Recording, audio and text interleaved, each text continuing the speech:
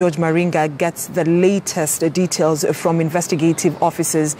Now, away from Meru County, let's cross over to Mombasa County, where the 5-day Africa Engineering Week is underway, and I'd like us to cross over and listen in. They need to be mentored, they need to be brought up, and they need to play their role in the world engineering activities. We also want to take care of women in engineering. That is one of the projects that we have. The women in engineering, want them to take senior positions in engineering matters. There's a very common belief, and I think it is true. What would have happened if all the leaders of the engineering institutions were women? What would happen? A nice place. A nice place. Somebody told me if that happens, there will be zero corruption. I don't know how true that is, but somebody said that if we cannot do that, we will have very good institutions where corruption becomes a thing of the past.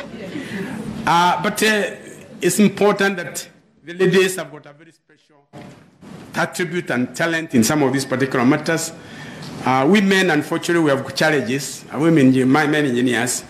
If I see my friend is driving a BMW and I'm driving a Toyota, I might be tempted to think of driving a BMW. And for me to do that, I might descend to do things which are not right. Because I want to compete. But ladies, I think, are not like that. I'm told. They are satisfied with what they have. And I believe that saying that this gentleman was giving us could be of a very high degree of meaning. Because some of the things that get us into trouble is when we try as men to compete between ourselves to be like what somebody else has, without getting satisfied with the little that we have.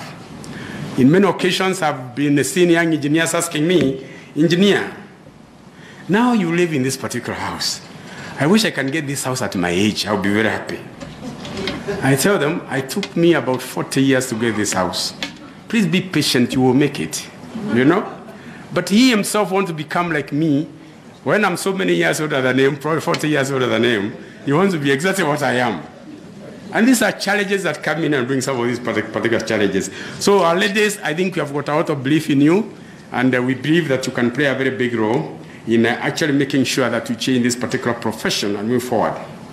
What I would urge you to do, to urge the men who are here today, and I'm glad the ladies have recognized you men as allies.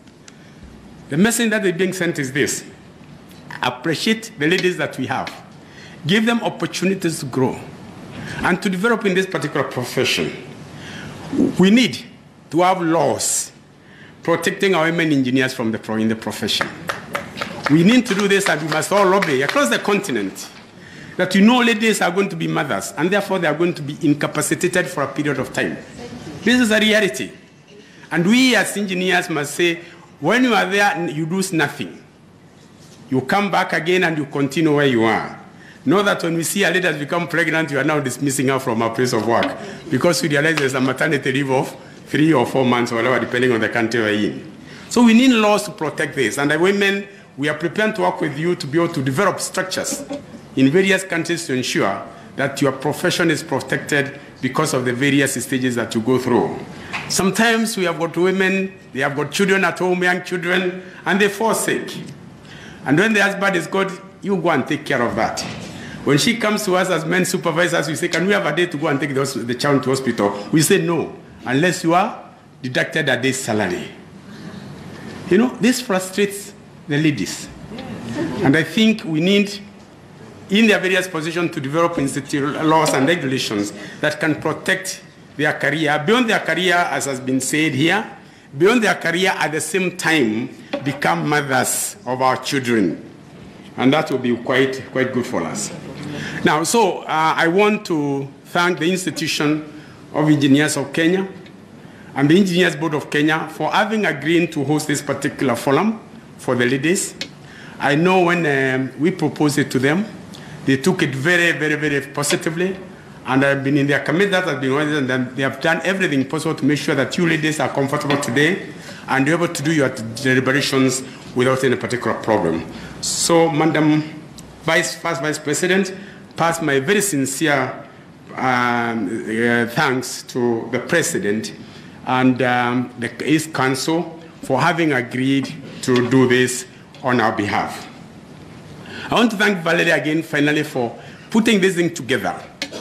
And with the engineer Imelda, for them working together, one in Nigeria, one in Nairobi, to put this particular program together.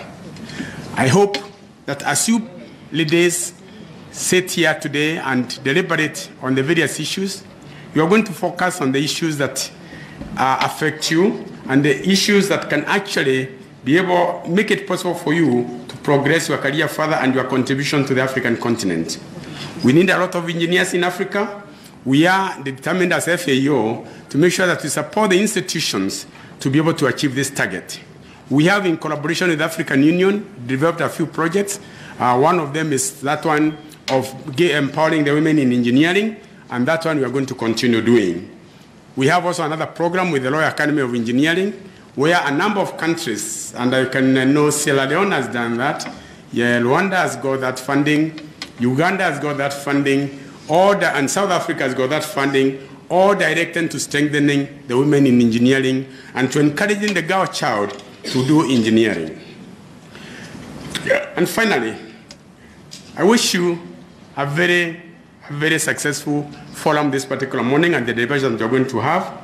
And I want to end up by quoting a saying by Ellen Johnson Sirleaf, who was the president of Liberia, and that's what she said.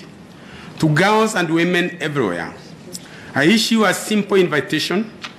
My sisters and daughters, my friends, find your voice. It will not be given to you. You have to find it. So as you discuss about your space in engineering, this thing is very, very relevant. You must make sure that you play your role, find your space, and continue contributing to the development.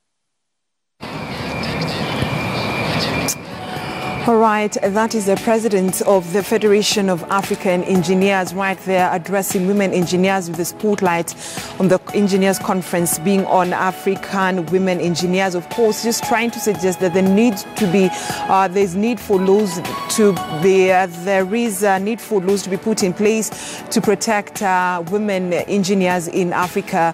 That is a conference that is taking place in Mombasa. It is a 5-day engineers conference. Just to remind you, the person who's speaking earlier on was the